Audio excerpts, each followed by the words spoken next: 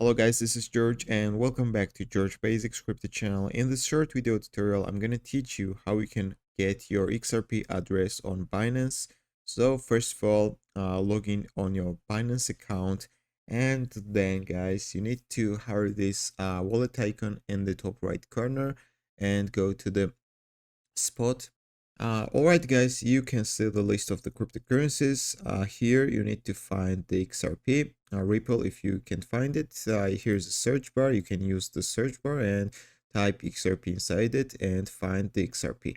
Okay, once you will find XRP, Ripple. Okay, once you will find the XRP, Ripple coin, you need to click these three dots on the right side across XRP, and you need to click deposit.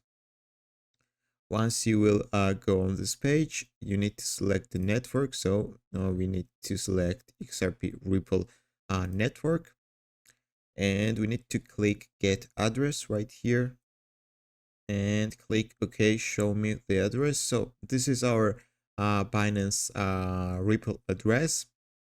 So you can copy this address.